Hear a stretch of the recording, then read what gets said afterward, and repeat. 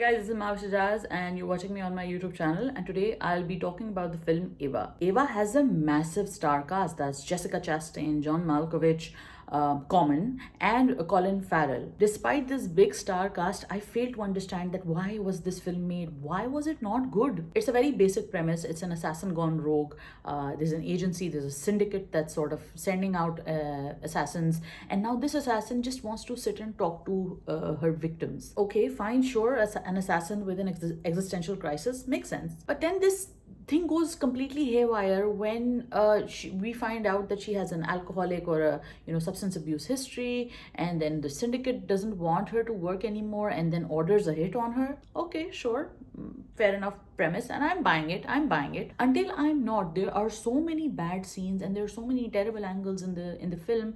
The action scenes are not shot properly. It seems like a very made on a very string sort of a budget, and again you kind of wonder that why are you just not invested in the plot? And the reason is the plot is trying to tell too many different kind of stories in a very unconvincing way. When you say that the scene is shot in Normandy, and you're just keeping a close shot of two people standing in the middle of some beach, then at least give it a wider shot, so that the people are convinced that this is actually Normandy. For all you know, this could be California.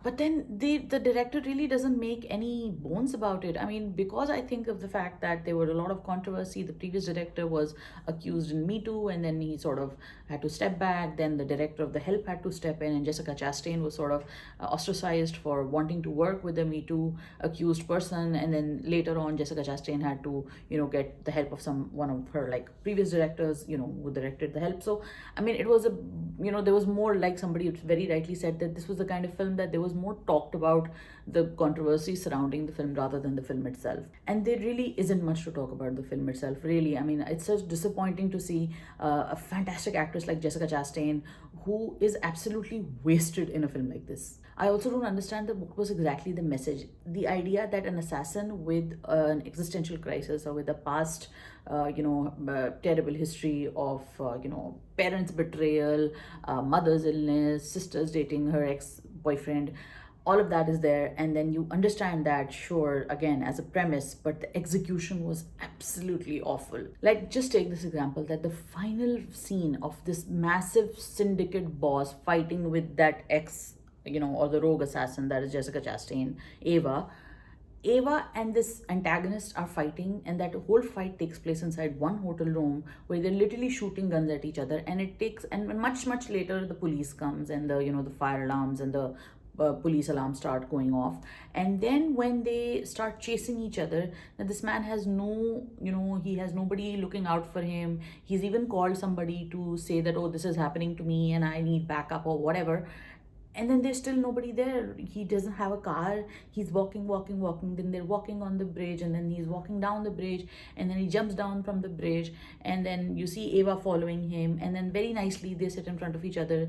He makes this really scared face, and then 1 2 3 she just shoots him, and that's it. I don't care if I've spoiled the film for you. I really don't think you should go and watch this film. So this is just sad that a film which could have been great, but a film that had so many great actors just couldn't make that impact. So that's kind of sad, and that's kind of pathetic, because when we see a film like this, and when we see a good enough premise, which was okay, done to death back in the 90s, but okay, sure, you want to take a different take on it in the 2020s, and you want to create something new out of it. And the fact that they tried to go for a gender role reversal, where you had a female at the center of the heart of the plot, who's doing the kind of things that male protagonists used to do back in the 90s or even in the 80s, when those really bad Steven Seagal and Richard Gere films were made, or not bad but cult classic films were there.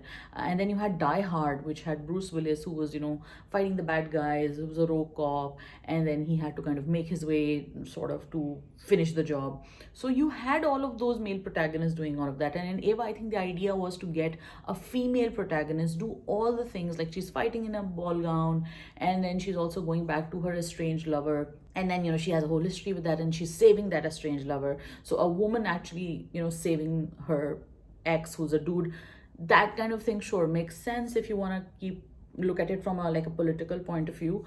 But again, it's not convincing because the rest of the story is so messed up. These two syndicate or agency mafia type bosses kind of people are, trying to kill each other over a barbecue, and it's not even you see the barbecue or you see the level of devastation. It's happening literally inside one small porch.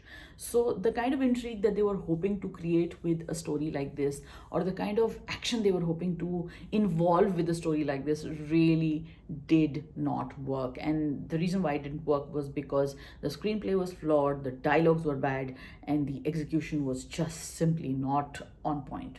So I would not recommend it at all, for even for a watch. But sure, if it's on Netflix, if it's on a digital platform, I think it should have been released on a digital platform. But okay, if you've been craving to go to the cinema, and if you really wanted to go and check out a film, a nice time pass sort of a film, maybe you can go check it out. Maybe you won't hate it. I don't know.